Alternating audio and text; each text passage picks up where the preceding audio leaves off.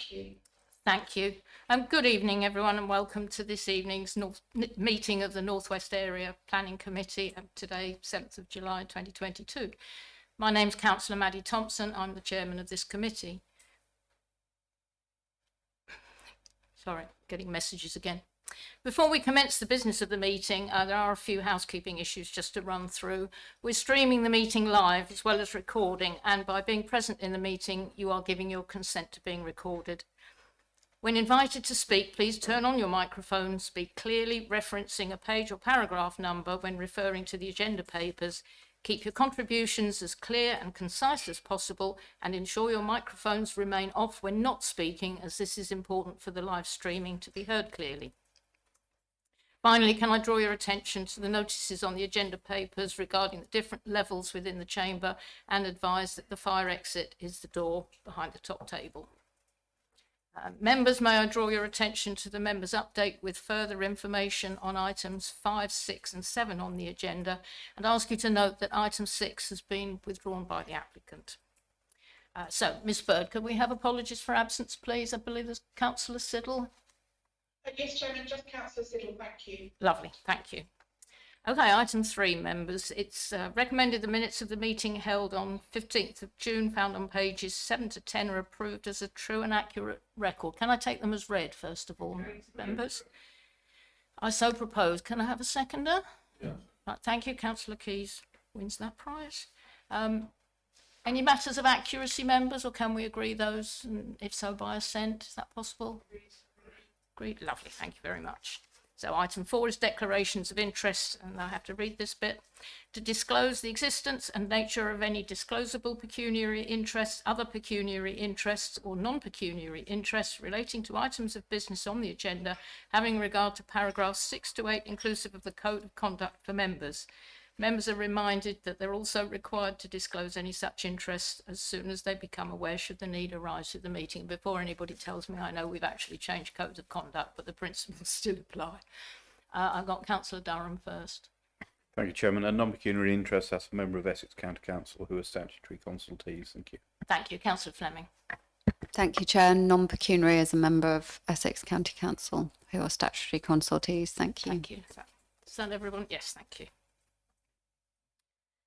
So we move on to our first planning application. It's item 5 on the agenda. It's Milton House, which is Kismet Kebabs Limited. We'll have the officer's presentation, and then we have 2 people to speak, 2 members of the public, and I'll introduce those after the presentation. Thank you. Thank you, Chairman. Good evening, members. Reference has been made to the members' update, which has been circulated. If members are minded to grant plan permission for the development, there are some further fairly minor amendments officers recommend to the conditions if members were minded, as I say, to approve. So this is an application for its retrospective application for conversion of 2 buildings, various new buildings, and extension to existing buildings, along with ancillary works. And the various uses of those buildings are set out in the description. I won't read it all out. So this is a 1.7 hectare site located the west of Maldon Road and to the north of the village of Latchingdon. It's within the rural area, but existing development, there is existing development to the north and south. Location of the residential units close to the site are outlined in green on the drawing to the right there, which is Dangley to the north and Milton House to the south stroke east. So this is called existing, and this is what was there before the development currently proposed was carried out, and with the main factory building indicated there, and you've got Maldon Road on to the right east. So this is the proposed site plan. So the buildings, the subject of the application, have been labelled A to F. So we've got building A and B, which are converted buildings. Building A proposed for storage, and B is proposed as a gym or workshop for the site owners. You've got a new factory, building C. You've got building D, which is a small building used for demonstrations.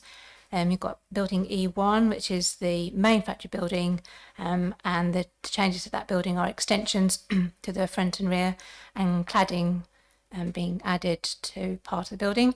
Building E2 is for a new building for maintenance and storage. Building F is a covered storage area, and you've got a sales office and the sales and staff office, which is roughly centrally located there. Hasn't got a letter, but that's that building there. And then you've also got a part of the proposal entrance, gates and fencing, which are around this area here. And you've got hard standing for parking and turning, and that the main area is this area to the west of the buildings. Excuse me. So the application is accompanied by a very detailed noise assessment. And just to visualise, I think I've included this within the agenda. So this is a plan showing where all those plant areas are on the site. So we'll go through the buildings individually. So this is the ancillary storage building. So got floor plans there and elevations. And then you've got building B, which is an L-shaped building with the gym and the workshop referred to earlier. And then you've got building C, which is a new factory building. And then you've got the small building I referred to for demonstrations. And then you've got the existing, the main factory building. So this is what the building looked like before the extensions were added. And then that was the existing or previous floor plans. So this is the proposed elevations, and the luminous green is the cladding that has been added. And then the top image is the proposed front elevation, and then you've got the two side elevations, and then the floor plan below shows the extension front and rear hatched in green. And this is I thought it'd probably come up at some point during the meeting, but this is location of the plant on the main factory building, which we can come back to later if anyone's got any specific questions about that. Again, these elevations showing the plant that is on site and to which a number of mitigation measures are proposed. The elevation at the bottom is the north elevation, which is the one adjacent to Daneley, the house referred to earlier in the neighbouring property. So this is building E2, which is for maintenance storage. The buildings are all fairly similar in appearance. They've got all clad in very similar materials, similar in height. So then we've got the covered storage area at the top and the sales office to the bottom. This is a landscape plan. I appreciate you can't really see the photos very well, but it does illustrate where the new landscaping has been carried out. So it's mainly around the demonstration building along the south boundary, but it also includes an element along the frontage. And this drawing also quite clearly shows the new hard standing to the west. A drawing with showing the turning area for HGVs. So that area is in this area here, but it's sort of a close-up image showing the turning circle of a articulated lorry being able to come in, turn around, and so leave the site in forward gear. The proposed drainage plan. So at the moment there is need to improve the drainage, both foul and surface water from the site. So as part of the proposals, there is a proposal for a septic tank to the west and also an attenuation pond for surface water. They're beyond the buildings towards the western boundary of the site. An aerial photograph, there's the main factory building there. And then on that drainage you can also see where the neighbouring property Daneley is and their garden, and how far back their garden goes in relation to the site. These buildings here I went there on Monday, and they're redundant farm buildings essentially. So we've got some photos here just to illustrate what's there. There is sales office building. You've got the building B, which is the gym stroke workshop. And then the main factory buildings, you can see the front extension here, which is slightly different colour to the rest of the building, and then it's got the side single story rear extension illustrated there.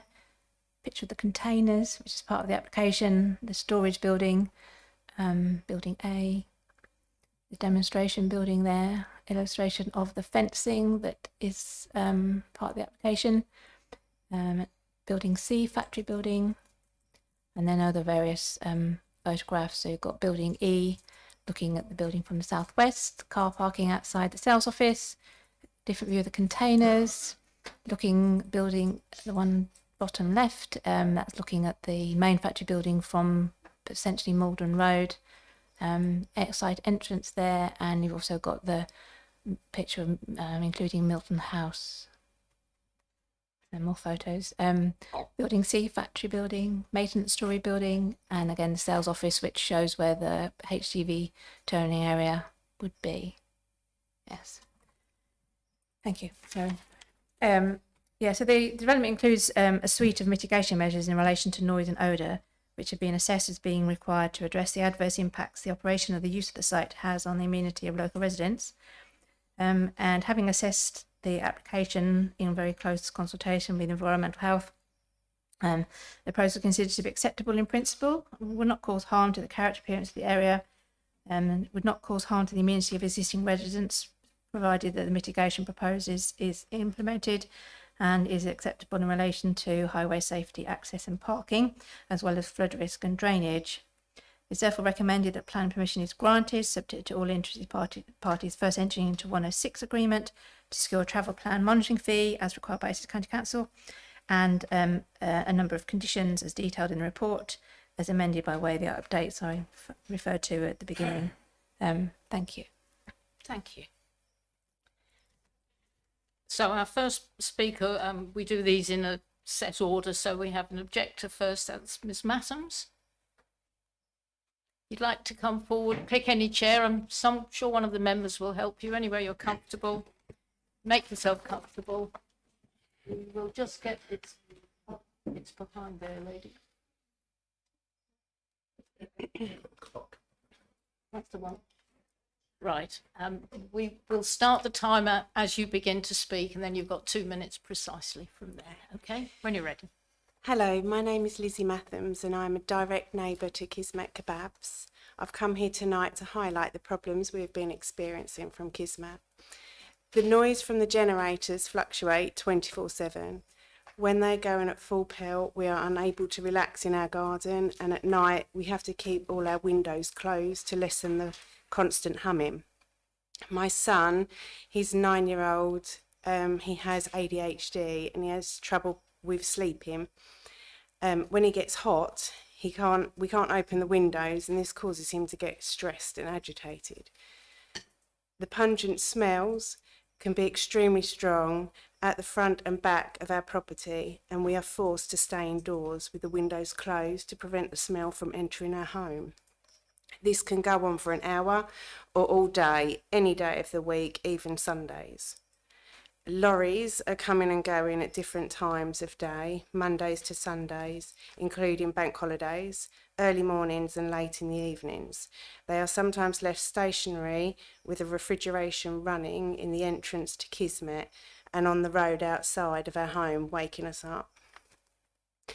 There's been an increasing number of seagulls flying over into Kismet and coming back up with pieces of meat.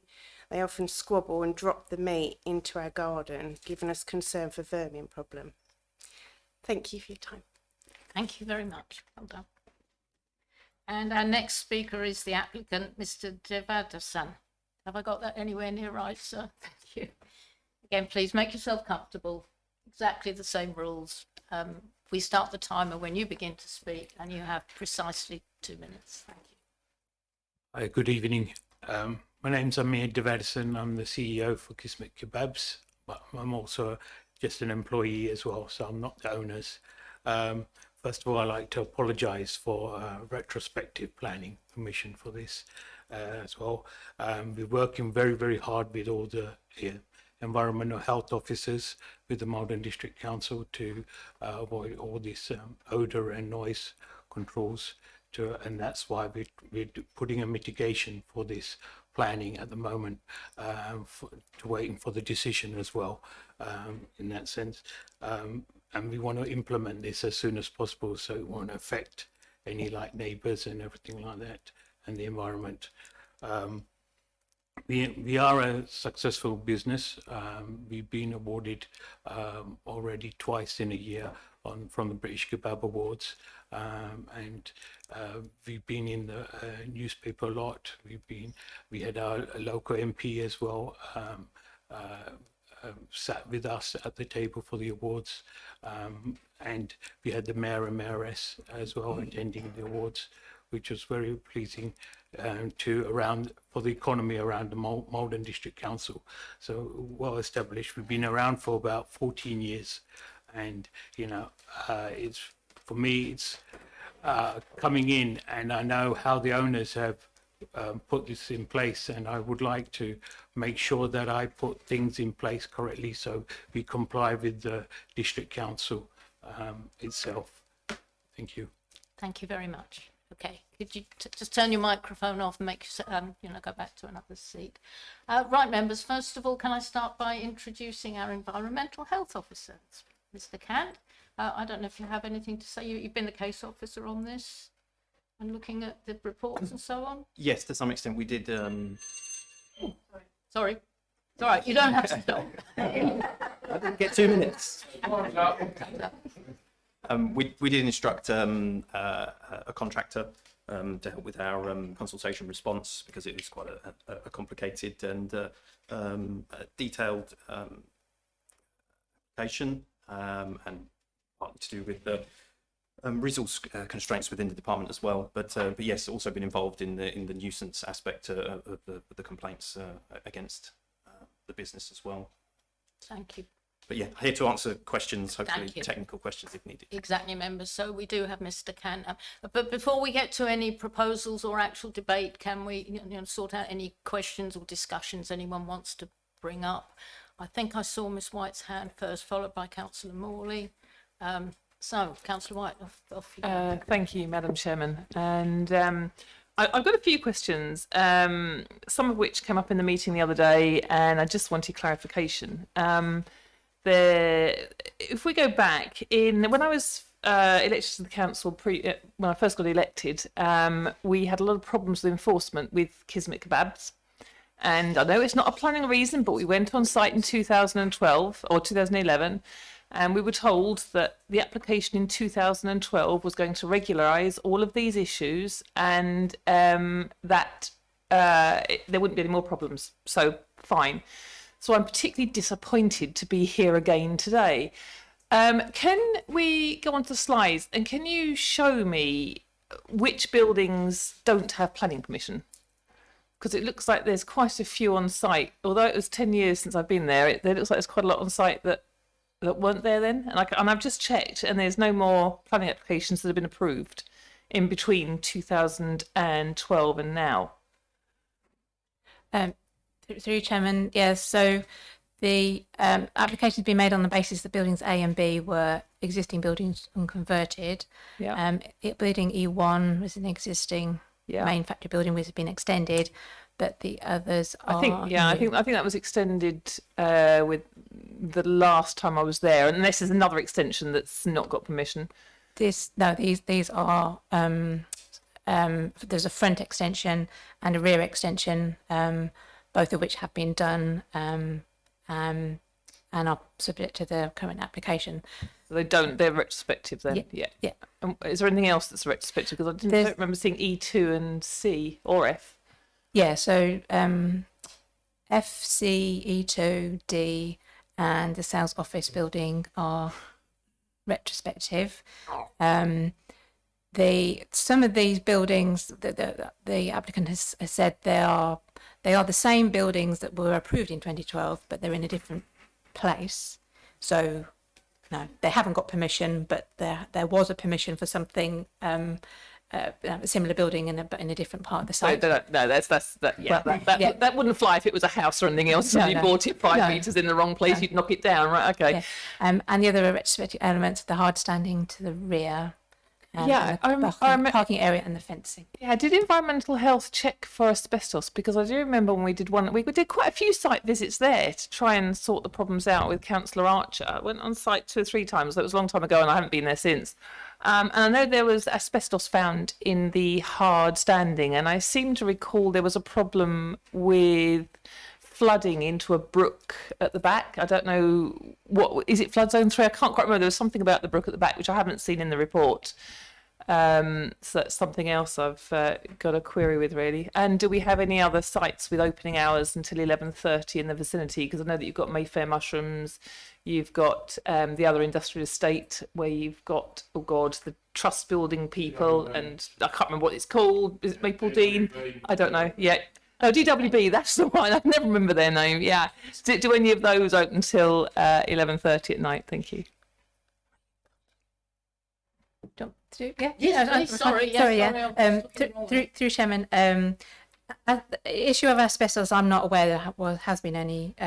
That doesn't say there wasn't any, but I'm not aware that there was an issue with asbestos. But I mean, that's covered by other legislation. So even if there was asbestos there and there was an issue with asbestos, that wouldn't be a planning matter. It would be under some health and safety other legislation.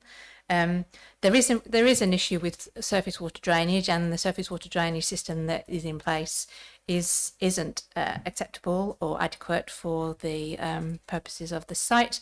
But that during my presentation, I did. Whether you want to look at the slide again, but as part of the proposal, there was a flood risk assessment submitted. It's not flood risk area, but because of the size of the site, there was a need for a flood risk assessment, and that has, through these proposals, would address any issues with flood risk or surface water drainage, and also as I said, the foul drainage system that's in place isn't the standard we would normally expect.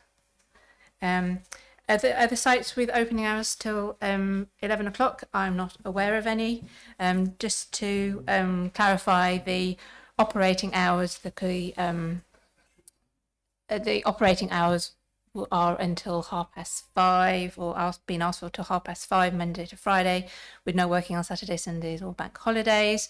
The additional hours in the evening beyond 5:30 have been requested on the basis that cleaning processes need to be carried out on a daily basis, because it's a food production plant, and everyone needs to be clean to meet health and safety or Food Standards Agency rules. So the conditions that have been recommended, particularly that in the update, officers are recommending that up to 11 o'clock is permitted, but on a very, very limited basis, and only for cleaning, and only inside the buildings, and only inside building E, which is the main factory building, and only on 2 days a week. So it has been reduced quite substantially from what appeared to be originally on the table, but it is more than what is recommended in the original agenda, because since the agenda was published, they have now provided some more information to explain why they need these extra hours, and officers feel that on that basis it would be reasonable to allow them the adequate time that they say they need to clean each day, so that they can produce food for human consumption in a safe way. Thank you. Thank you. That's what you wanted done. Yeah, if I might just come back to 2 things really. One is, so building E is the building that's going to be occupied till 11 o'clock at night, and if I'm correct, that's the building with the problems with the fans. And I seem to recall back in 2012 there was problems with the very self-same fans that was supposed to be resolved under that planning application, and yet if I'm right in thinking it's the same fans, might be renewed fans, but it's the same fans that are causing problems. And that building with the fans, that's the problem, is the one that's going to be occupied till cleaning, if I'm right. And the other thing is, I don't know, I just think there's a dangerous precedent with saying it's okay to build what you like anywhere, it doesn't matter if you have planning or not, when we've made other sites like the one in Hawthorne pull buildings down because they weren't built in accordance with the planning. I mean, you know, as I support businesses, but I do have a few problems, and it's just disappointing that it was supposed to have been regularised in 2012, and it's worse than it was in 2012 theoretically. But anyway, that's enough for me. But thank you. If you can just answer that last one. So E is the one with the problem fan that's going to be occupied till 11 o'clock at night. Thank you. Right, I've got Councillor Morley, then Councillor Keys, but could I just ask, as well as the moving buildings, are there any buildings that are where they used to be but are being used for a different purpose that require that? Just empty ones that are now in use, anything like that, in addition to the ones you mentioned? No, all the buildings have been accounted for, if you like.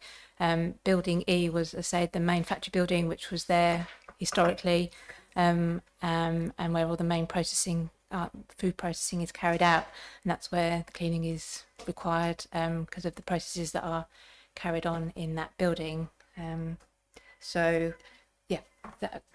Thank you. So we've got Councillor Morley, Councillor Keys, Councillor Fleming.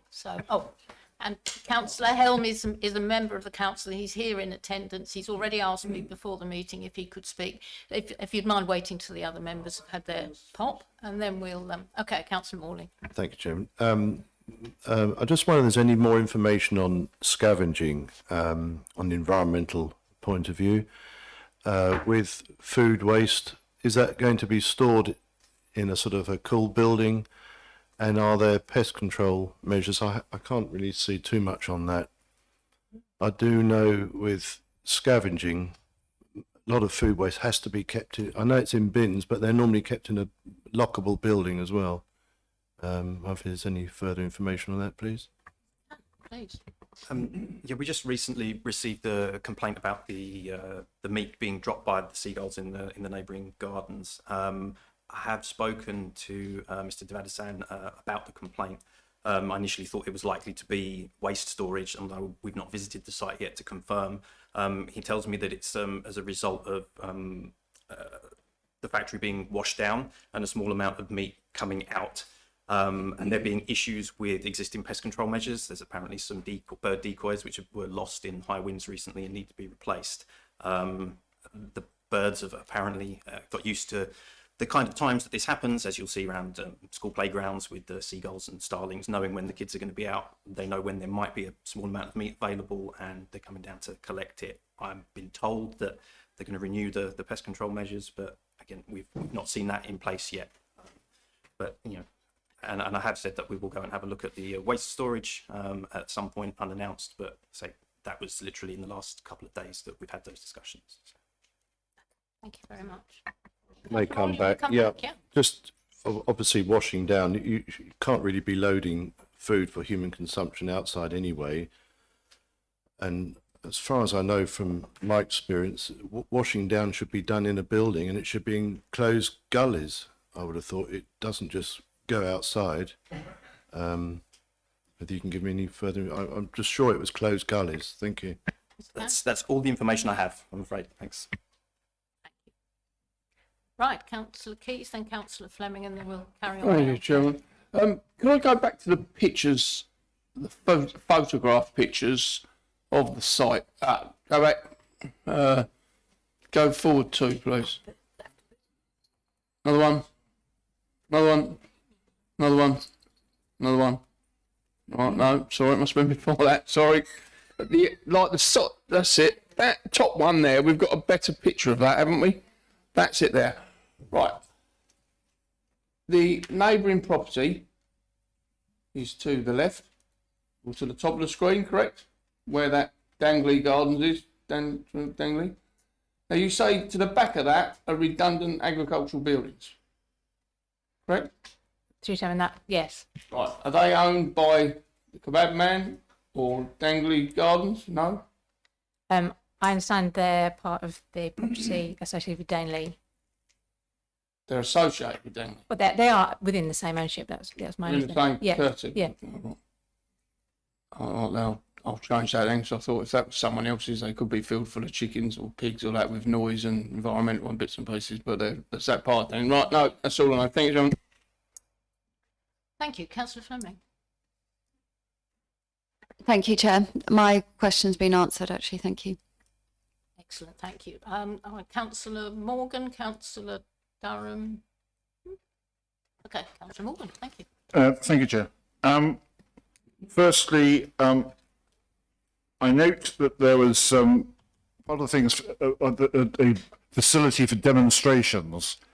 Do we know how often those take place? I mean, does this mean there's going to be regular sort of classes or demos taking place with us with an increased sort of daily volume of traffic? Do you know?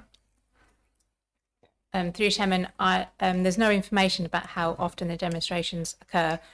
I would perhaps say that that building is quite small. It's got a small kitchen in it and a dining room size table in it. But in terms of traffic generation, I think that would be quite small in the context of the site as a whole. And the parking standards that have been assessed include the floor space within that building as part of the assessment. So any traffic or parking requirements generated by that building have been taken into account in the wider site. Thank you. In terms of the access, is it wide enough for two vans to pass each other as it coming in and out? Through Chairman, I don't know exactly whether that is possible or not. All I can say is that highways have not objected to it, and they must be satisfied that the access is suitable for the type of vehicles that come and go from the site. There is, they did originally object because they were concerned about HGVs not being able to turn within the site, but following the receipt of additional information showing that HGV could turn within the site and therefore enter and leave the site in forward gear, they have withdrawn their objection. From a layman's point of view, it does look quite tight to get two lorries side by side. Certainly, you get two cars side by side. Where's the photo? So this is the photo here. And at the entrance, you'd probably it's wide enough to get two lorries side by side, but it does narrow where that wall is. So, but as I say, with the turning provision that's been made within the site, highways are satisfied that that access is suitable for the use that would be made of it, or is already being made of it. Thank you. The objective from the public was obviously concerned about noise and odour, and I noticed one of the conditions was in 3 months from the date of the planning permission that the generator is to be removed. Is that right? Through Chairman, that was what was originally recommended, on the basis that it appeared that their need for a generator had been addressed or overcome through the upgrade of their electricity supply, or their mains electricity supply. Since the agenda was published, the agent has queried that and said that they would like to be able to keep the generator because but only for use during power cuts. Well, no, they are fairly rare, but during power cuts, because of the type of project they have and the imperative and the importance of them being able to keep their food products frozen and chilled. But they said that they would only need to use the generator before 3 o'clock each day, and that there'll be enough. The containers that they keep their products in will be insulated enough to keep that food fresh and safe until the following day, when they would, if the power was still down, they would then be able to need to turn the generator back on. So that is one of the conditions that's been recommended to be changed as part of the update that was circulated. Okay. Thank you. And finally, just a question really from environmental health. The levels of noise and the odours at the moment, are they within sort of legal standards as it currently? At the moment, no, which is kind of one of the reasons we're here. We received complaints and served abatement notices in respect of both the noise and the odour. In order to comply with those notices, it became apparent that quite a lot work was going to need to be done, which was probably going to require planning permission. So we're kind of, from an environmental health point of view, in a position where we almost need planning permission for them to be able to comply with the notices. And going back to Councillor White's question about kind of whether or not it's going to be enforced, essentially, whilst there is planning enforcement, we've also got the added stick, if you like, that if they don't comply with it, we can then prosecute them for failure to comply with the abatement notice, which is what we probably look to do. So I'm right in saying we've got a building that was built without any planning permission and is causing a nuisance. We're now having to get planning permission to be able to cause it to abate the nuisance. Is that really where we are? When you put it like that, yes, it's Right, thank you. Sorry, Mr. Johnson would like to come in at that point. Thank you, Chair. Just to clarify, the building which is a subject of most of the noise nuisance is an existing building. It's the machinery which is operating within it. It's the machinery which should have been subject to noise emission controls. So that is the issue. It's not that the building is unauthorised in itself. What's unauthorised on the buildings are some extensions, which Mrs. Matthews pointed out. So just to be clear on that. And I just want to just pick up on one or two other things that I was sort of hearing about. I mean, asbestos was mentioned, but Ms. Matthews pointed out that that's not under planning legislation.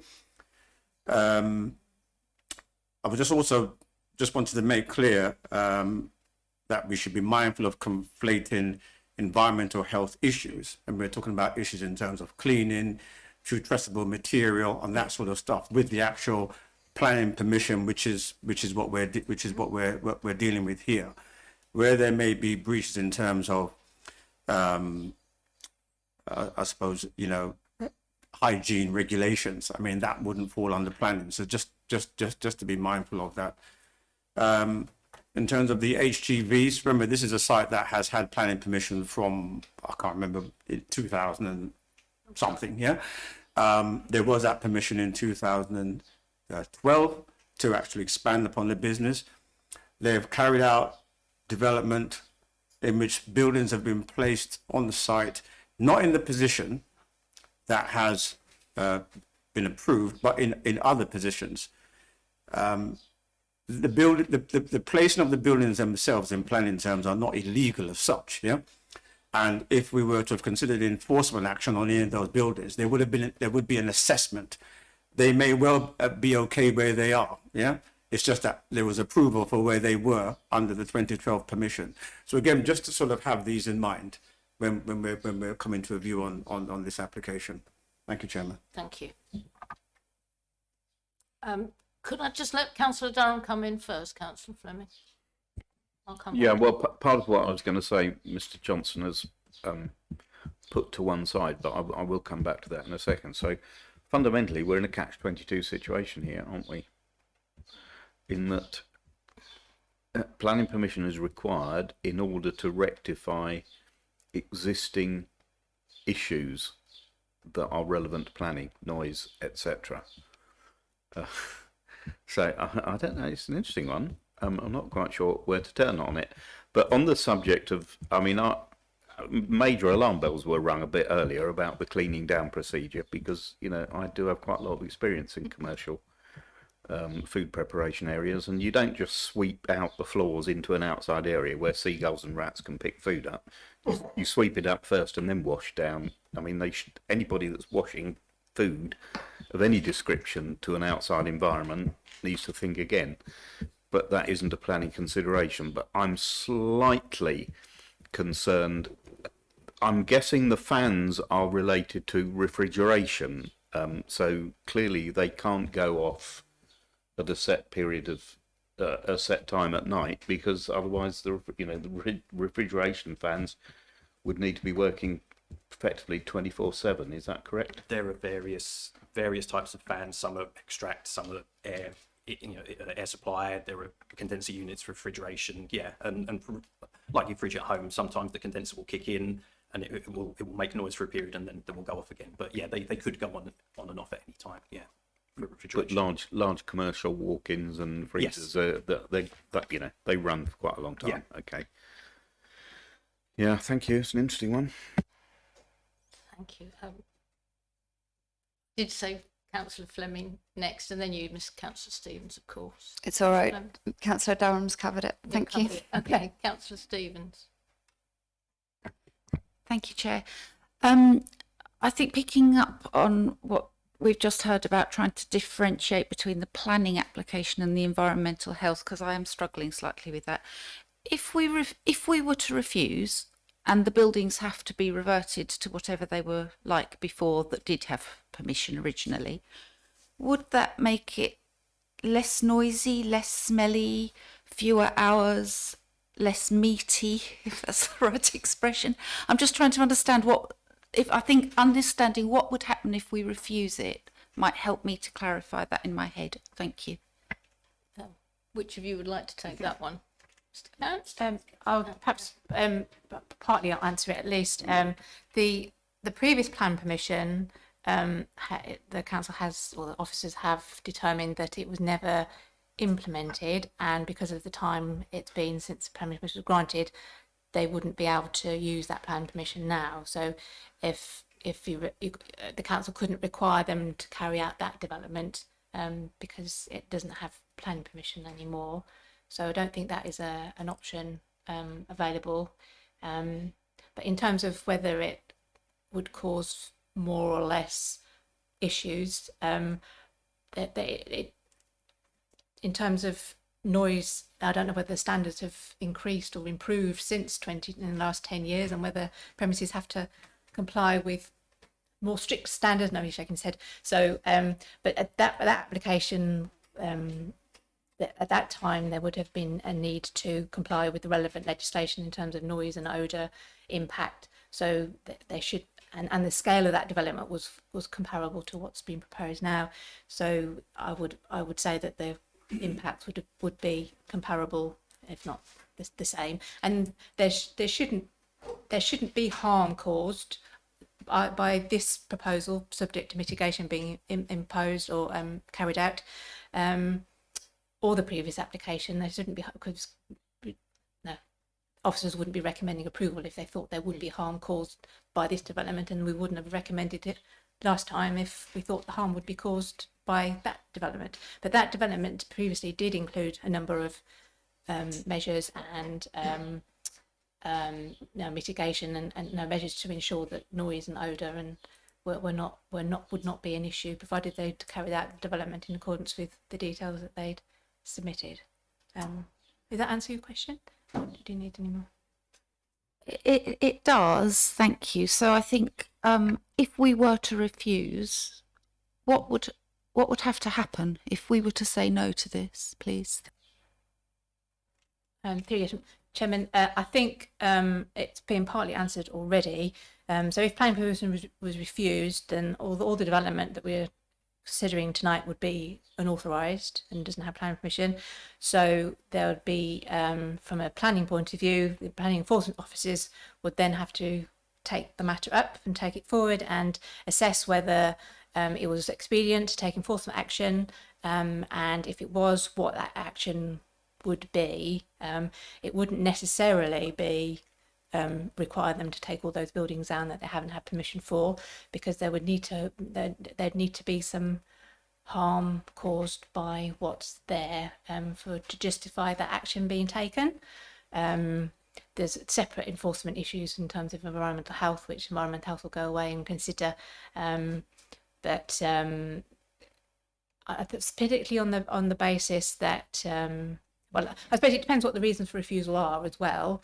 If the reasons for refusal are sort of technical reasons, or whether would that be quite different to if you're refusing plan permission from the principle of it, or the harm, character and appearance harm that that officers don't think it causes. But if that was the reason for refusal, but that would be a matter that would need to be considered separately. And because refused plan permission wouldn't necessarily mean that enforcement action would be taken, and it wouldn't necessarily mean that if enforcement action was taken, that would be requiring the site to revert back to how it was in 2012 before any of this development was carried out. But that's a decision or an assessment to be made later on, and shouldn't really affect how this application is decided as a planning application, because it should be determined on its own merits. I think Michael might want to. Thank you. Yes, I've got hands up everywhere, but I've got a very quick question. So building E, the factory building, has permission both to be there and to be a factory building. Am I right? Have I grasped that? Yeah, most of it. Most of it. Most but of not most the extensions, the original. Yes, most So- most of what's there is authorised, or it is not in breach of planning. Okay. So the fact of the food production in that building, or at least part of it, that's an established fact and it has permission. Yes, that site has got quite a long history of Right. food and animal production. Yeah. I've got two members, but can I let Mr. Johnson come in for a moment? Thank you. Thank you, Chairman. It was really just going to pick up on the enforcement element, most of which has been answered by Mrs. Matthews. But in terms of the exercise, if we were dealing with a refusal of planning permission and the possibility of enforcement action, what would need to be removed for us to feel that the operation of the site would be acceptable? There would be an exercise we'd have to carry out. We'd have to go back to, I suppose, first principles, what was on the site before any unauthorized development was take place. What was the scale of the operations there? With, for example, the additional buildings and the extensions, has that resulted in an intensification of the development? Has the intensification in itself given rise to some of the issues which are sought to be mitigated under what the application we're dealing with today? It's that sort of exercise that we would have to carry out. The baseline is that there is a business, and there is an operation there, yeah? And so something can go on there. The other question is, can that something be controlled if some of these unauthorized elements were taken away? It's going to be quite complicated. In the applicant's defence, on any refusal, it would be that these are measures which have been considered under discussion with environmental health, the regulatory body, in terms of some of those issues, odour, noise. There have been objections from the highway authority. These are things that we just have to bear in mind, yeah? And their defence would be that this application was to address some of these issues, yeah? So that's what's going to be balanced. We have to balance up. And I think that may be some of what Councillor Durham was saying, the chicken and the egg. Quite so. Thank you. Councillor Fleming, then Councillor Durham. Thank you, Chair. Question for Ms Matthews or Mr Johnson.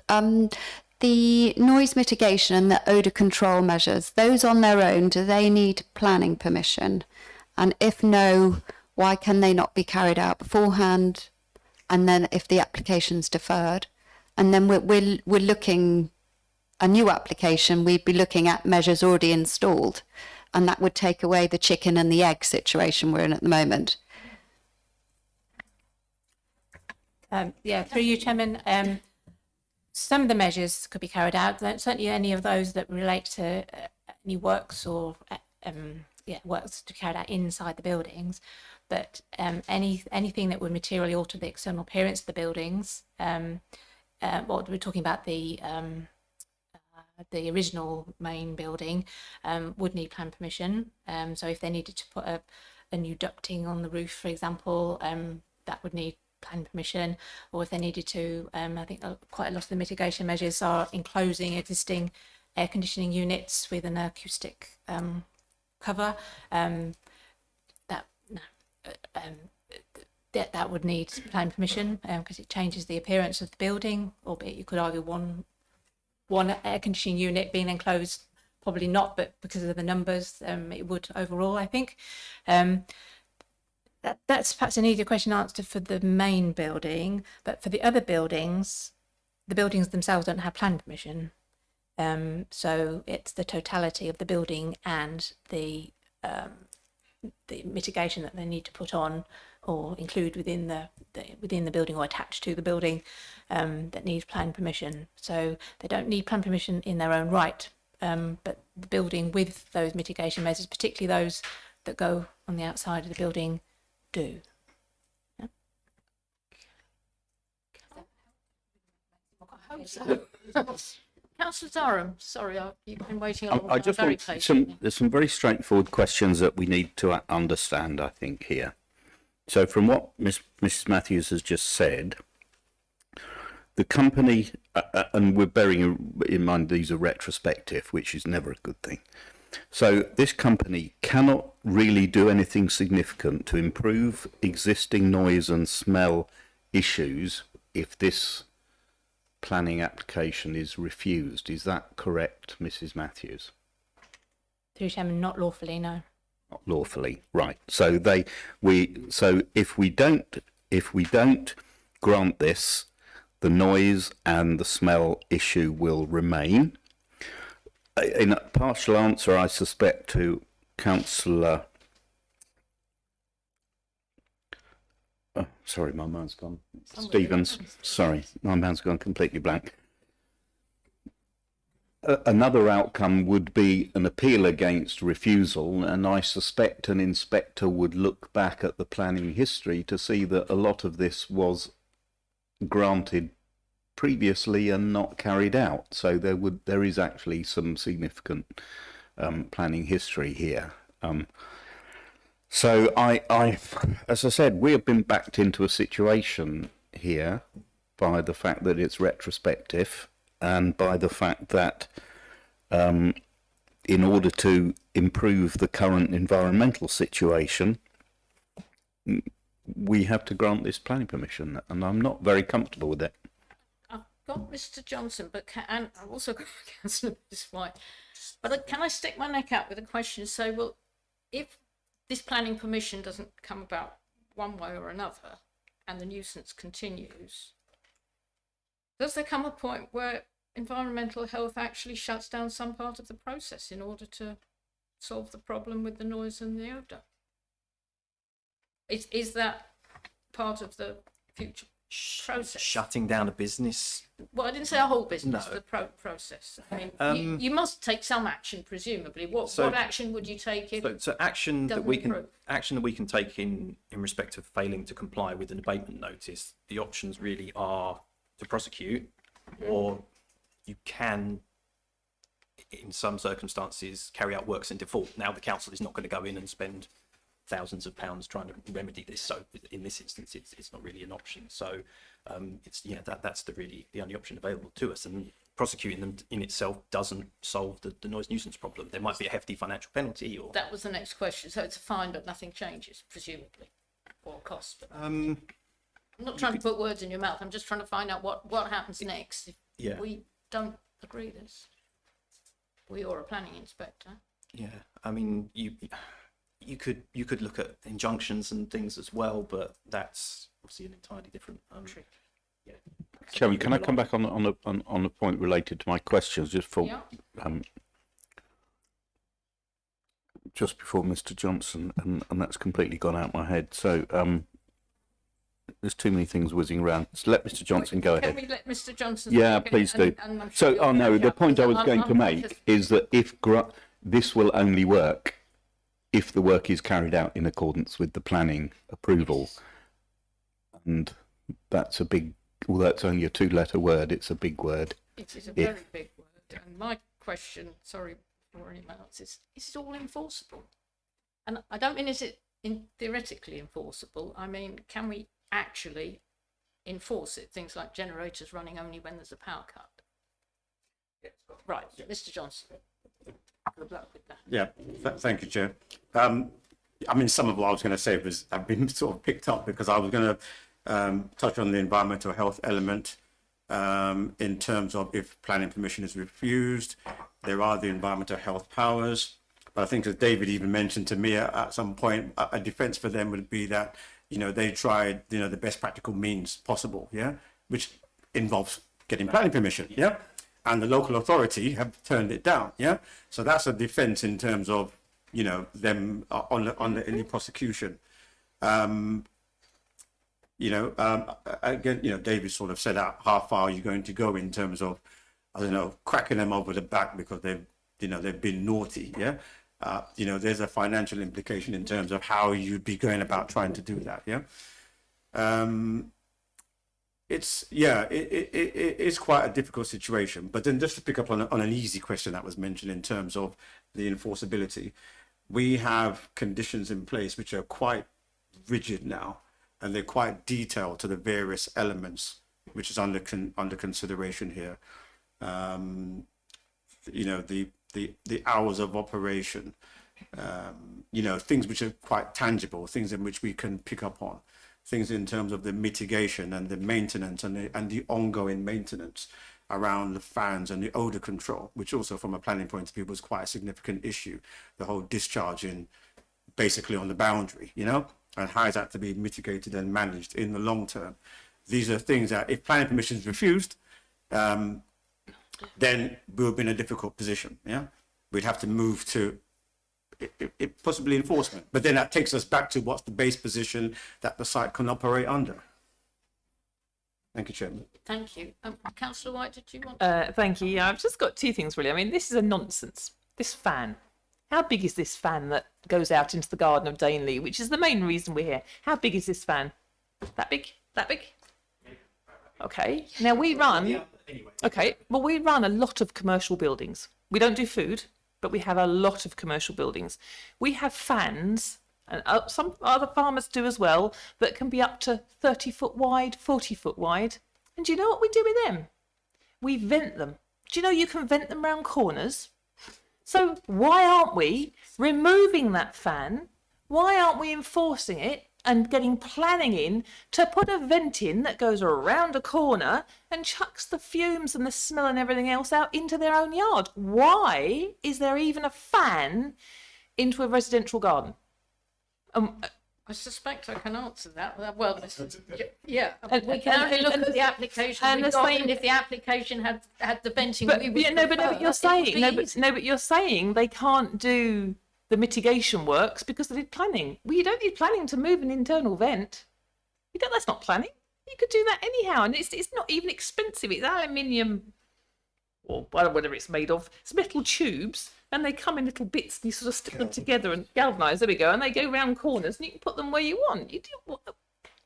So why are we saying that? So that's the one thing that I did get a little bit upset with, and I just heard this. This is ridiculous. And how long has this noise problem been going on? A month? 2 months? A year? 2 years? 10 years. 3 years? 4? 5? I can't ask you to speak again, Mrs. Matthews, but would you stick a few fingers up and give us a clue? More than 10 years. Okay, thank you. So this same fan has been a problem for more than 10 years. And the other thing I wanted to ask is, in the 2012 planning permission, which wasn't implemented, there was meant to be, now I don't know what it was, there was a problem because they built the barn so close on the boundary, there was a problem with getting there.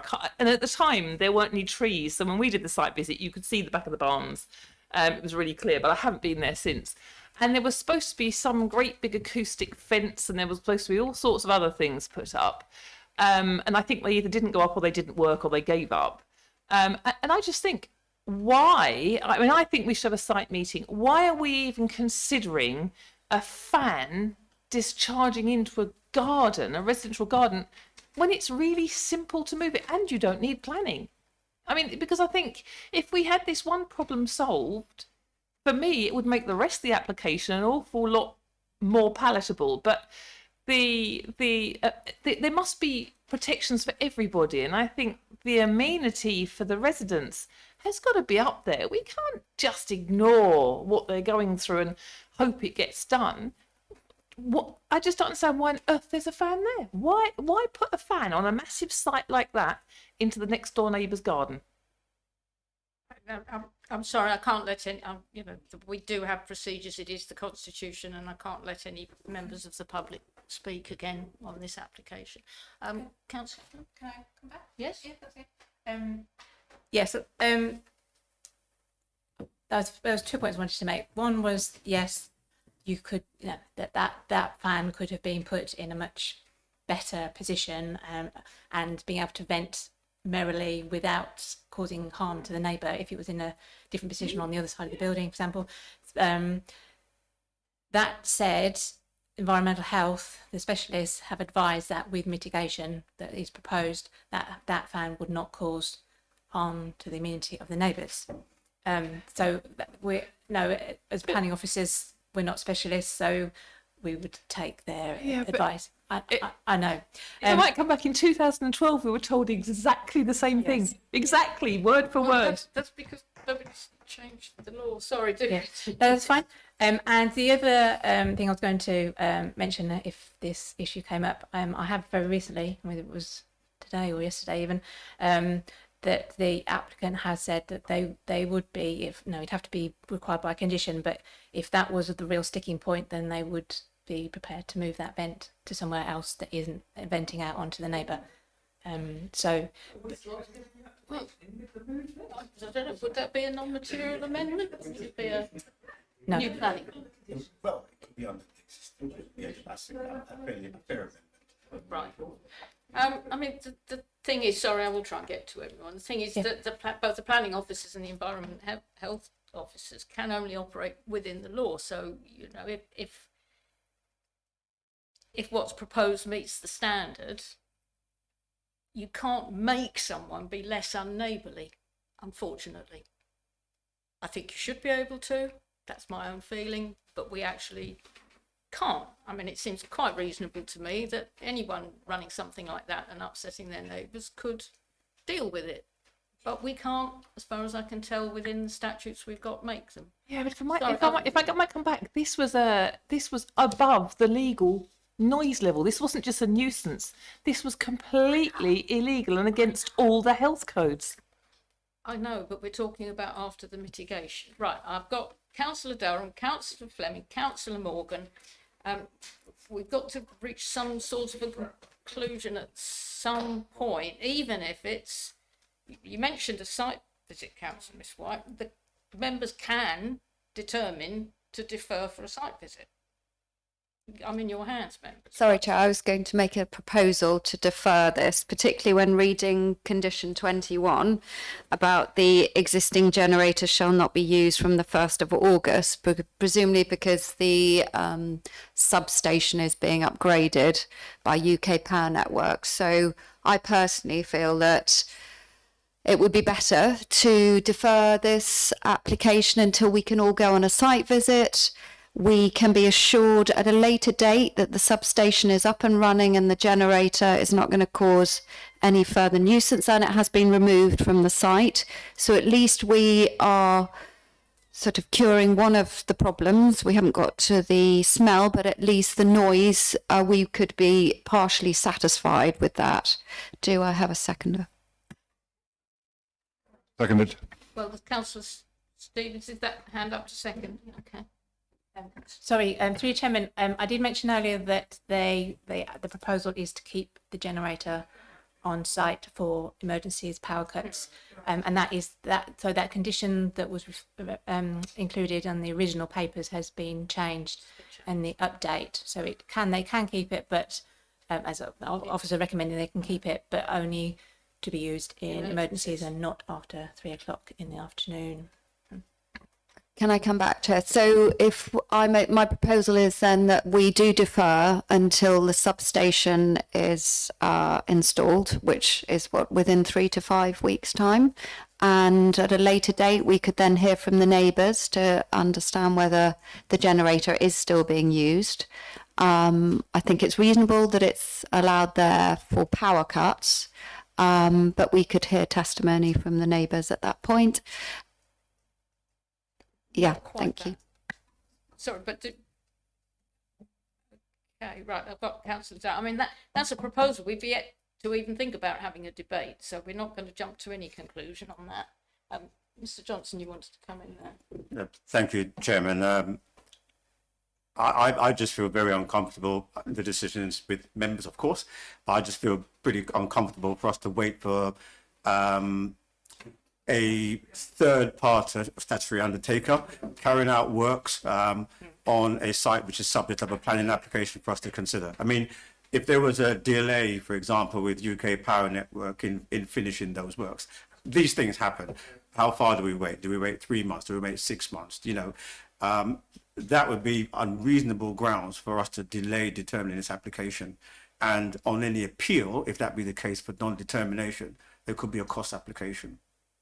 Thank you, Chairman. Yeah, I was going to say this would presuppose that an agreement not to appeal on non-determination. I mean, I personally could be up for a site visit, but not at some potentially undetermined point in the future. Right, I've got Councillor Durham and Councillor Morgan. Chairman, it's just not realistic to defer until a statutory undertaker, No, it isn't. because we all know what they're like. 3 weeks never. It's just not going to happen, and we're going to get into trouble. And Chairman, I hearing what Mrs. Matthews said, I was minded to table a proposal to grant planning permission, provided there is a condition to move what I assume is an extract fan rather than a cooling fan. Is that correct? So is this the one closest to Dainley we're talking about? There's so many. Yes, that's an extract fan. On the condition that extract from that vent is moved to the other elevation, which would solve the smell problem. Certainly could, but we do have a proposal that's duly seconded Well, on the I table, know, but unless of course it's an unrealistic one, Chairman. Well, that's my opinion, but we've got to vote on it before we. Right, I've got Councillor Morgan. Councillor Helm is waiting very patiently. He did say he'd like to be able to speak, and I will obviously let him because he's already asked me. Councillor Morgan. Yeah, just a really question for Mr. Johnson. So whether this, with regard to this extractor fan, would moving that or ducting that, could that be made some part of a unilateral undertaking on the part of the applicant? Mr. Johnson. Thank you, Chairman. I don't think we need to go as far as unilateral undertaking. A condition would be suffice.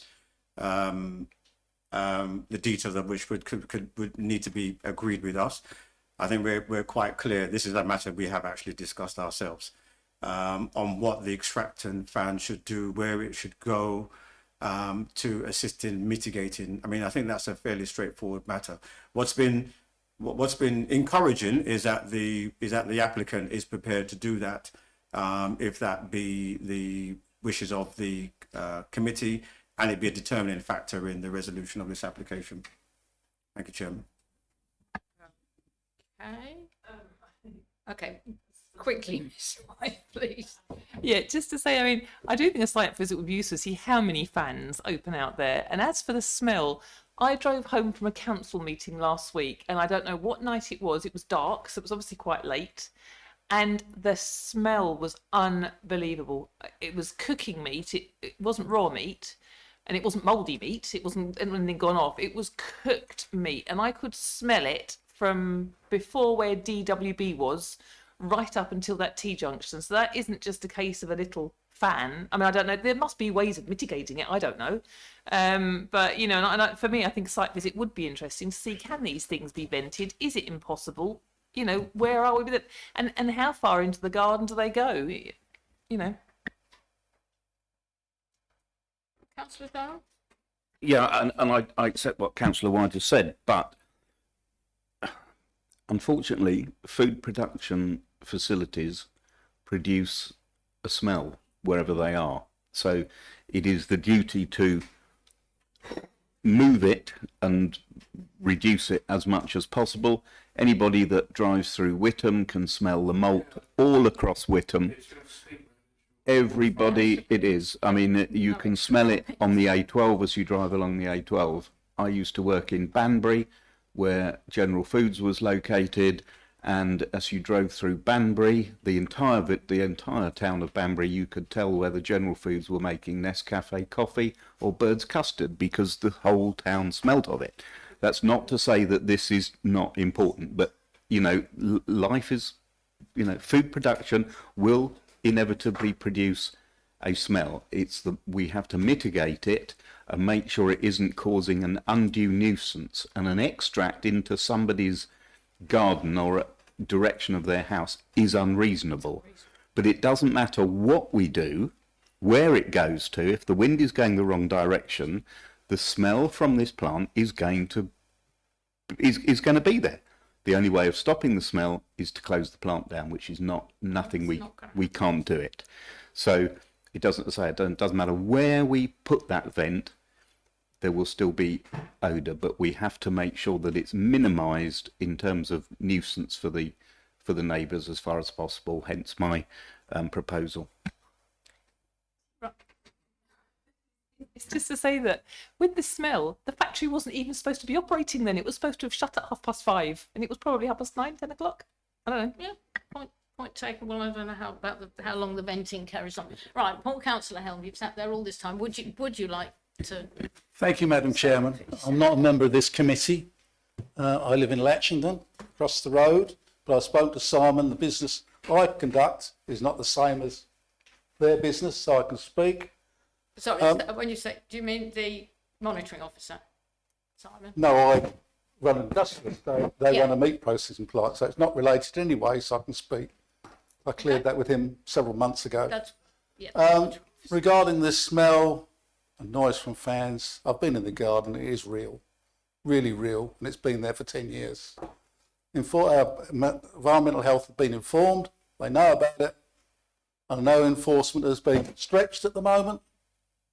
But something ought to be done about this. Why should they live like that? Now, miraculously, the seagulls have disappeared. For the last few months, we've had 100 seagulls in the field opposite. Now they've disappeared. So obviously what you said did something about it. I know highways have approved their entrance, but should they be backing into their entrance? Should they be backing down the road because they've overshot and back in? Don't think that's quite right, is it? We've had several near misses. We've had nearly a fatality at the bridge just down the road where the dust cart ran over motorcyclists, and several other accidents there. So there is speed in this area, and I don't want... Actually, no, one of the lorries did back into a car when it was backing up. So there's a real problem there. And I've had them come into mine, bother me, drive in, but because we've got an automatic gate, they can't turn around. So what they've done in the middle of the night, back out, without any banksman or anything. So I know there's nothing to do with planning. Nothing to do with planning, I agree with that. That's the point, yeah. Yeah. But I really think something like, the history of the site, they used to kill pousins, the little chickens, years ago. And that went up to London, to Harrods and everything else. And then it was sold off to the kebab people, they came in. And another history lesson, the council took action against old Mr. Bonson because he had 4 ornamental little chickens because they were crowing. And it ended up going to court and he had to put them down. And he was 80 odd and he didn't last much longer after that. So that's another lesson for the council and enforcement. Thank you. I hear what you're saying, Councillor Helm, but with the best will in the world, the applicant cannot control what happens on the highway. I know that. Other people's drivers. Thank you, Chairman. Just to point out that the application does include a turning point within it, and the whole purpose for that is to help mitigate some of these highway issues for the lorries to drive in and out in forward gear. I don't know if there's any more information you can add to that, Mrs. Matthews, but if we can bring up that drawing, that actually shows that would mitigate the issues in terms of the heavy goods vehicles.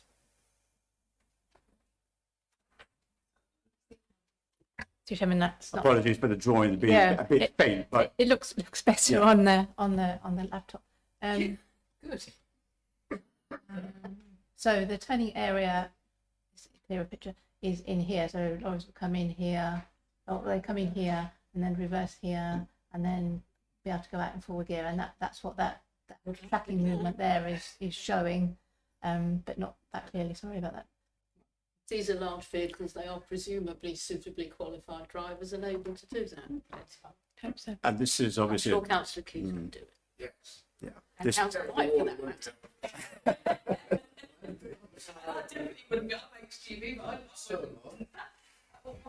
My question is, if those we've been looking at this on Google Earth, if those lorries are supposed to be reversing around there, how low are those canopies that stick out? Because my lorry is 14.5 feet high, and I don't think that would get round there with those canopies. Fortunately, I suspect that's not a decision we can make. Highways are happy, they're the statutory authority, and that's where we are. But we do have a proposal on the table, unless it is withdrawn or amended. And we can have a look at it on the ground. Thank you, Chair. I'll withdraw that amendment and then make a proposal that we defer so that we can all go on a site visit. Do I have a seconder?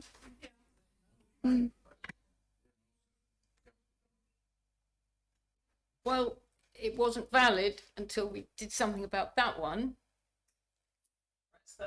Now I've got to flap through the Constitution and made another one.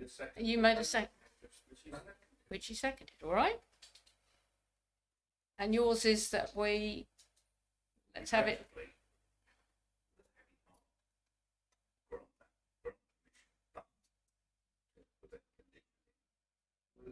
Extract then it's moved to the other elevations away from the property.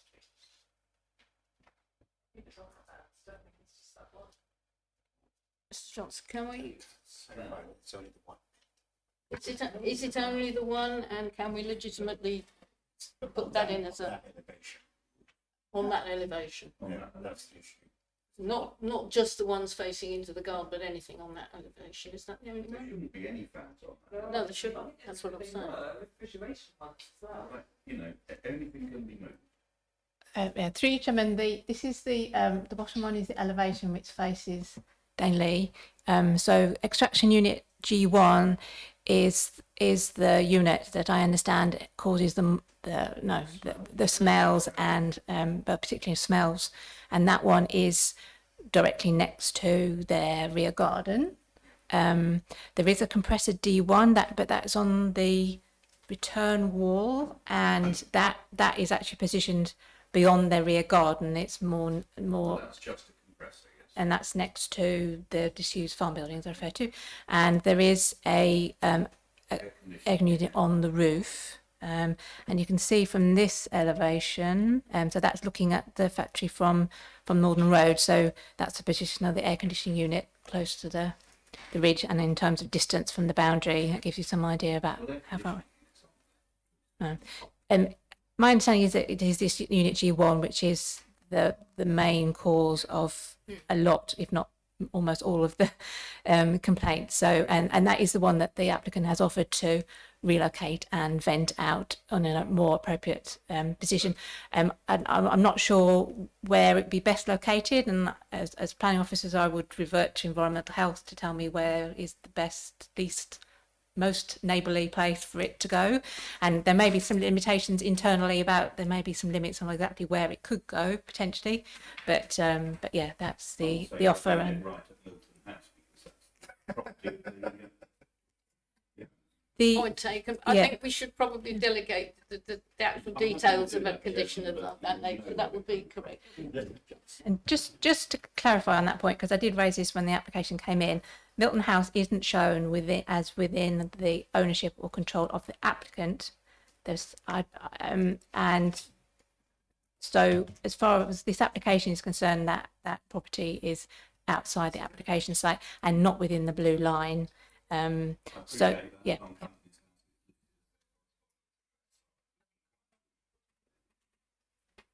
Okay, right. For the sake of clarity, Miss Bird, are you happy with what our proposal actually is?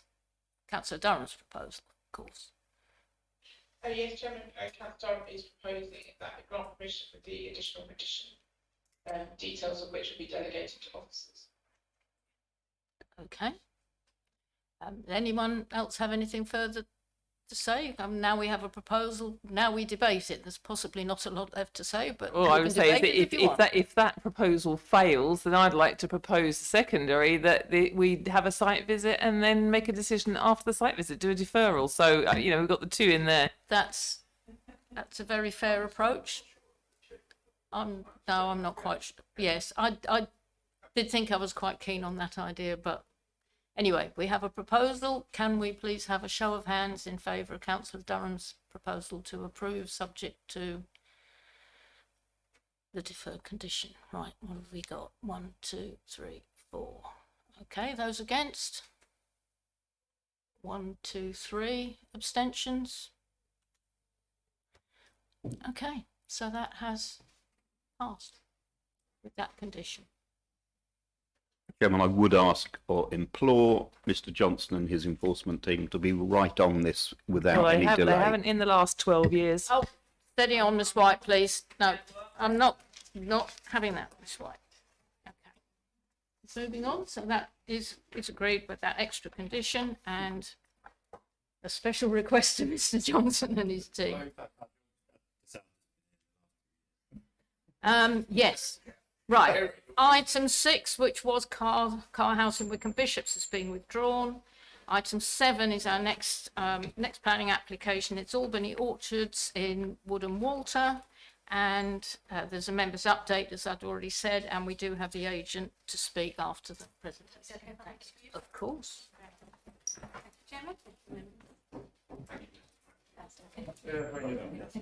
Thank you, Mr. Matthews. Earn your money tonight. I don't think so.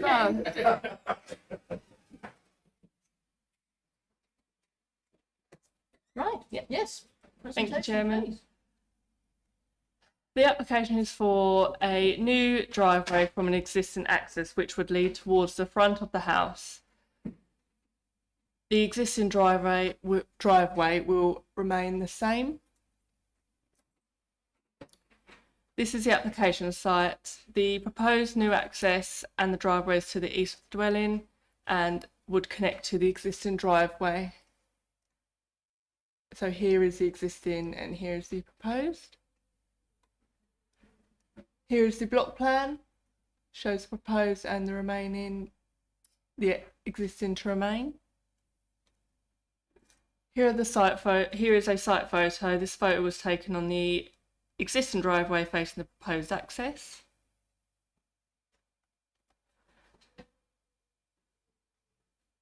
So this is where the proposed access is facing the dwelling. The existing access and then a Google image of the existing access from the highway. The proposed access from the inside the site.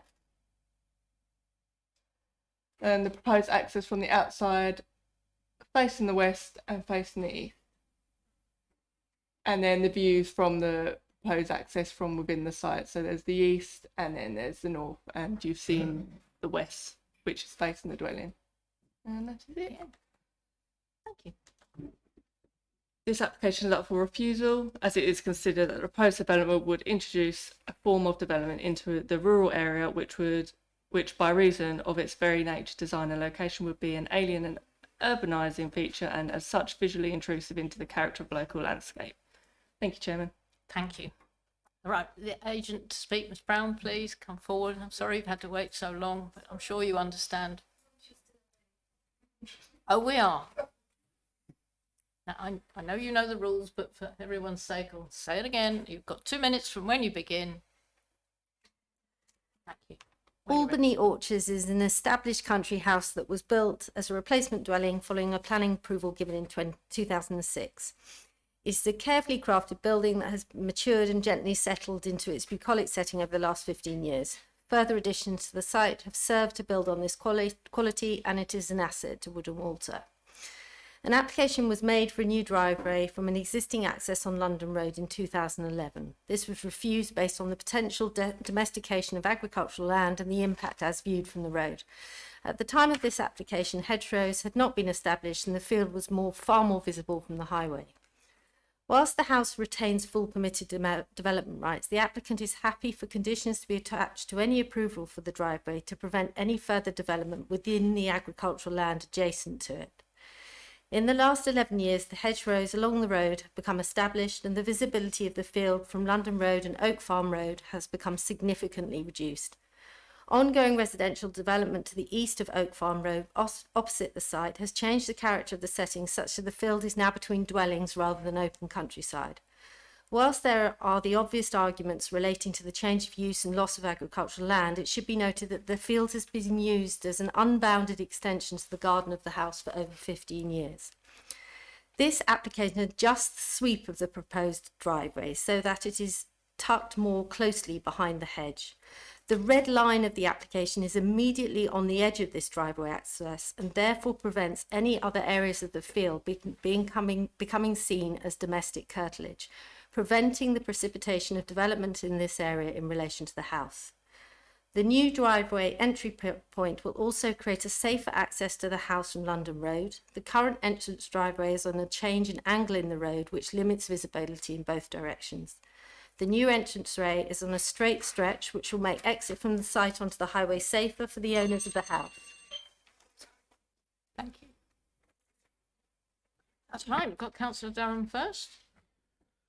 Yeah, Chairman, I called this in for a couple of reasons, and members that have been around a while, certainly Councillor White will remember, possibly, when this came before us before, I was actually very vociferous in opposition to it, but to the previous design.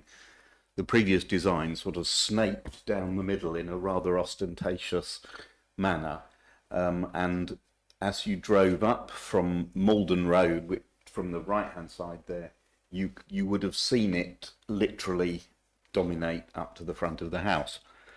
This application, however, is different for two reasons. A, that it keeps to the hedge line, and also since that time the hedges, and if you can actually see them, if we can go back to the photographs, yeah, that one shows it very well, and then the previous one I think showing the gate there, that the hedges are now so big, and I drive past this every day, and my concern was, as you come up from Maldon, previously you could see the whole field, now you can't, and actually I doubt that we would be able, anybody on that, you know, would be able to see it because of the growth that's been in those hedges. I know the officers are concerned that the hedges aren't protected, and I don't know if there's a way around that. Certainly, you know, if the hedges were cut back, then clearly we're going to have more of a visual impact, but certainly not to the extent that it would have been on the previous application, which was said snaked right down the middle of that field. In respect of the making it a safer place to access, actually yes, because there is a much better visual visibility both sides from that particular thing. So as I said, whereas I was previously extremely against it, as I said, the site has changed significantly, and I now don't have any real reason to object to this. The agent also mentioned, and it's a shame there aren't photographs of the buildings on the eastern side, on the junction, which are an absolute appalling eyesore. I see the smiles from the officer. She clearly doesn't disagree. And, you know, that has changed the whole visual impact of that entire area. So, Chairman, that's why I called it in. I actually think that this won't cause significant visual intrusion. As I said, you know, I don't think you will actually see the road, and I'm very pleased to see where the red lines have been drawn, because as we've heard, that means that the ground either side won't be developed and won't have things like garden paraphernalia on it, etc., which currently prohibited. So those are my reasons, and in saying that, I would be happy if there's a second to propose that this is granted. That's Sorry, all I've got to say. No, Chairman, you know, as I said, if there is a possibility to condition the retention of the hedges at a similar height, it's not fair to say to somebody they can't trim it to make it look nice, but I wouldn't want to see the height of them reduced. And that would be my proposal, Chairman. Right, and that includes your reason for approval, which overcomes this reason for refusal. I think it probably covers it. But, okay, Mr. Johnson, can we protect the hedges? And in any case, you can only protect any soft landscaping for 5 years, can't you? But can we protect the hedges ultimately? Thank you, Chairman. I must admit, I'm not an expert on sort of hedgerow law. But in any event, it's outside of the application site. So that's no. But in terms of this application, this is a fundamental thing. It's not something that we can impose a particular control on. But what I did want to just add as well is that there are a few things in the application where there's been some assertions that the land is residential in itself, not just talking about the driveway, the whole of the land. That was clearly not the case in 2012, and there's been no evidence that it is anything other than agricultural land. Yeah. The other thing is in terms of the detail of what would be provided, and I'll just sort of draw members' attention to the frontage. Yeah. It would have to be designed to highway standards. And if we go to a photograph, so Jade, if you can go to a photograph showing, there's a right. We've got a verge there. It may not be quite evident here, but there's actually a dip in the verge. So the verge itself does recede downwards towards the site from the edge of the road, for obvious reasons. That area to provide an appropriate ingress and egress for the car would have to be built up. We're also talking about visibility splays here. While not set out in the application, there has been a late consultation response from Highway setting out the usual standard conditions if this application were to be provided, and that would have to satisfy Highway standards. So in terms of the intrusion into the street, it's not rolling over a bit of verge as it stands. There will be development to highlight the fact that there is this access there. Any gates that will be provided would have to be set back 6 meters from the boundary, again, as is per standard. So really, we don't have the detail in front of us of what would be the finished development if it were to comply with highway standards. Thank you, Chairman. Sharon, can I come back on that, please? In terms of visibility, you can see from there, you've got a really good visibility both sides up and down the road. The existing entrance is actually on the brow of a hill, so you've only got limited visibility one way. I totally accept what Mr. Johnson has said, and clearly that would be a condition that County Council set their design standards for the entrance on and off the highway, like a bound surface, etc. And I'm absolutely sure that the applicant would do that. It would be absolute madness not to have to complete the road, and I'm glad to see it's not tarmac. It's going to be a gravel drive, and to have a highways compliant bellmouth onto the main road. I don't see that as being an issue at all. And as I said, in terms of visual intrusion, a bellmouth there is absolutely nothing in comparison to the huge bellmouth that's just been created 400 yards down the road, which I suggest next time somebody's going along there, go and have a look at it. Right, that's all. Thank you. Councillor Keys, Councillor White, and Councillor Morgan. So, is that all? Thank you, Chairman. Councillor Dunn took a bit of my thunder, but I don't know it as well as Councillor Dunn because I don't go by every day. But I work for the demolition company that knocked the old house down, and I loaded the machinery in there. And this entrance is 100% better than the entrance. I was trying to get that blooming lorry in with the 360s on, and the visual impact up the top, as Councillor Dunn said, it's a brow of a hill. It was a nightmare trying to get the diggers in and out of there and the muck away. And this down the road, I presume there's a dip there because that's a filled-in ditch, is it, Councillor Dunn? Yeah. Yeah. So, yeah, with today's technology, they can sort out that. So, yeah, that's all right. And I think this is definitely a lot better entrance and access to the property. Okay, Councillor White.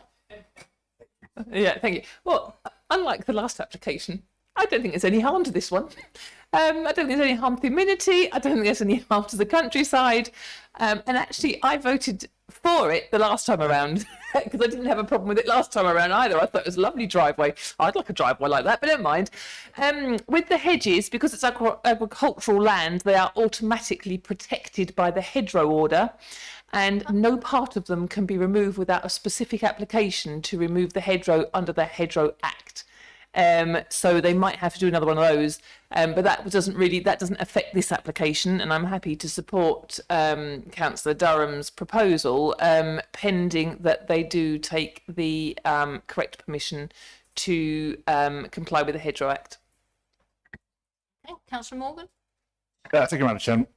So I understand the reason for refusal is because the belief that the land over which this driveway is to be built is agricultural. Is that right? Whereas, as I understand it from the agent, it's actually been used as part of the domestic within the curtilage of the house for over more than 10 years. So therefore, it would be open to the applicant to make an application for a certificate of lawful uses. And if they did so, presumably that objection would disappear in terms of a driveway. Councillor Durham is trying. Mr. Johnson. I can just fill in, Chairman, just very quickly with your indulgence. Yes, as I said, I know I do live just around the corner from this, drive past it every day. Yes, technically it is agricultural land. It was agricultural land before, but I can vouch for the fact that it's been closely mown since the house was built, which is not technically in line with. That's actually pretty obvious from the photographs. And in fact, in the summer, it has beautiful straight lines up and down it that actually put Wimbledon to shame. So, yeah, whether or not that is necessarily agricultural, it's not been agricultural for goodness knows how long. But yeah, it's been closely mown for as long as the house has been there. That's a case of lawful use, isn't it? So, Mr. Johnson. Thanks, Chairman. I mean, it was really just a point of clarification in terms of the reasons for refusal. I mean, it's set out at Section 8 in the report there, and it's around the form of development in the rural area by reason of its nature, alien, urbanizing feature, etc., etc. In terms of the site or the claim for it being residential, they would have to go through formal processes and demonstrate that, but then that would be for them to do, and make the usual arguments. As it stands, and unless otherwise, it's agricultural land. And I do take all the points that it's been mown and all the rest of it, but the designation still stands. I think that those were the right. And I just thought, were members minded to approve the application, there were obviously their standard condition, but there's the additional 3 conditions which have been suggested by the Highways Authority. Thanks, Chairman. Right. Can I ask a question about assuming the lawful use of agricultural land? What is the fallback position of the farmer wanting to put a track across his land? What permission does a farmer need to put a track across an agricultural field? Any? Yeah, I mean, what we have in front of us is a formalised track, and there's a red line round it to incorporate it into the curtilage as such. Yeah. I mean, a farmer's track is something completely different, which I do understand. I appreciate that, but I just wanted to find out the answer to the question. Sorry, Councillor Morgan. Well, just really going on from that. I mean, I appreciate that you're applying the planning principle because it is agricultural land, but I really think that there's an element of subjective judgment going in here. So how you can say that by its very nature, design and location would be an alien and urbanising feature when it's a driveway, I'm afraid I just simply don't see that. And a gravel drive at that. Yeah. Sorry, it's after such a long meeting, it's escaped my memory. What is the surface of this intended to be? This is gravel, okay. And the width of the red sight line is the width of the proposed gravel and no more? Okay. Well, we do have a proposal from... Oh, sorry, Councillor Stephen, I'm sorry. Will you all sit so far away? I haven't got the lurgy. I had a test the other day. Sorry, Councillor Stevens, I do apologise. I didn't mean to. It's fine. Thank you, Chair. It's not just a drive, though, is it? It's a gate as well. And I haven't seen any picture of what this gate would look like. And I think we've got a bit of a plague around in the countryside of gold-tipped gates and very sort of gates that look like they should be in Mayfair or something like that. Have we got... Sorry, I didn't hear you. Any Have we got any information and pictures of what the gates will look like and the brick piers beside them? Because I think that's what could be urbanising. It's not the drive itself that fusses me very much, but I don't want to see more gold-tip gates in very modern brick piers. Thank you. Thank you, Chairman. I mean, that's actually an interesting point. That we'd gone along the line of refusal without thinking about obviously the proposal in that respect. But the incorporation of that land within the residential curtilage, as tightly defined as it is, and we can see it also spreads out onto the verge, could mean, were the application to be approved, engage permitted development rights. And permitted development rights for fences set a certain distance behind the interface with the public highway could mean something to a height of at least 2 meters of any material, which is where your brick piers and your gold-topped gates can come in without any control. So again, if members are reminded to approve it, then it's probably prudent to exercise some condition to manage any detail in that respect. Chairman, I mean, I'm trying to think what the gate is like at the other end. You know, the majority of large properties in the parish have. There you are. Yeah. So I suspect it will be similar to that. You know, inevitably, for obvious reasons, the majority of gates on the large properties here and elsewhere are electric, and clearly, the distance from the house would mean that would be necessary. So I don't think that it certainly. Look, there are far worse gates, and there are actually gates subject to enforcement in the same parish. So I very much doubt that will be an issue. But if members want it conditioned that the design of gates has to be agreed, I don't have an issue with that, and I'm sure the applicant wouldn't. Okay. So, Ms. Bird, are you clear on that? Are you happy with that we've got that? Chairman, if I could just come back, could we also condition about lighting? No lighting. I'm not sure whether that would be reasonable. It would certainly have to be low-level lighting if there was any lighting. I'd rather see no lighting. No lighting. But I'm looking to Mr. Johnson for guidance on that. Mr. Johnson.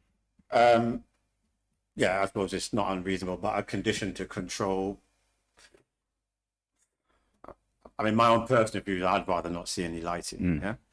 I recall the previous application. It was going to look like something out of Disneyland, and you know, clearly that was a while ago. There's been a rethink, but I would rather see no. Personally, yeah. I'd rather see no lighting. We could control that. There's no lighting. Okay. If the applicant's insistent, they can make an application separately. Otherwise. Yes, please. Back to Mr. Johnson, how did you get on with this solar panel stuff then? The blocks and that you put down, you can't condition anything like that, can you? Or would that? How would that? Because I've had this come up before. Yeah. I don't know. That's interesting. Due to working where I do at Albany, we are selling these blocks, and I've got some of them at home. And yeah, and they are like search beacons in my place. I think them they're too much. I suppose. Well, are they development or aren't they? But a little less hilarity. Sorry, I know I love to. Well, if we place a condition on, I mean, they would need to be a permanent fixture. So you couldn't do it. If they're not a permanent fixture, obviously subject to size and scale and that sort of thing, then we wouldn't have any control in that sense. Okay. So, sorry, Miss Bird, I'll try again. Are you happy with the proposal as given? And if you are, could you read it back? Oh, Miss Councillor Stevens again. Sorry, Miss Bird. Hold fire there for a minute. Thank you, Chair. I'd like to ask a question about the surface as well. It says it's gravel. Is there anything to stop the applicant laying a concrete drive and then just putting gravel on top? Must it remain permeable? Do we have any information about that, please? Thank you. They need to be bound, wouldn't it? They'd just vanish.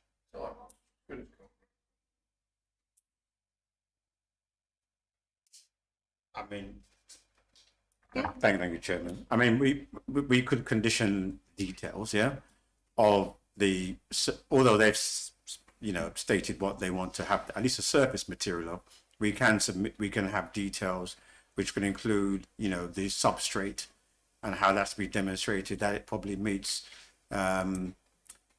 sustainable urban drainage standards in a reasonable way. That wouldn't detract from there being a substrate of sufficient strength to be able to take a vehicle, because that's the principles applied to highways. Okay. Councillor Durham? Thank you, Chairman. Well, Chairman, I you know, knowing the land around there, you know, unless it's got a proper base, it's going to be wet. It's going to be unusable. It's the appearance and the you know, what we haven't got is a strip of black tarmac, and the surface finish is gravel. What is underneath it, be it concrete, be it compacted type 1, be it whatever, you know, it has to be fit for purpose, and the road, you know, will have to be constructed properly for it to be fit for purpose. And, you know, inevitably that is going to be less permeable than the ground either side of it. But in relation to the area of ground either side of it, it's a very small area. Suggest we move on, Chairman. Yeah. Okay, I'll try again. Miss Bird, can you read us back the proposal you think we've got, please? From Councillor Durham. Chairman, Councillor Durham was proposing approval and the additional conditions in relation to standard and highways, which were mentioned by the officer, were design of the gate and no lighting. That's what I've got noted, Chairman. Okay, there were other conditions mentioned, but nothing was proposed in relation to those. Standard conditions, highways conditions, and we do need the proposed reason for approval, which Miss Bird hasn't got. So if you could say your piece, please, Councillor. Oh no, you spoke a bit, Councillor Durham, but if you put it into words for us. Adverse impact on the rural surroundings is insignificant. Okay. It's almost the reverse of what I know, but I'm not going to ask you for it, Mr. Johnson. I'm not going to ask Miss Ellis.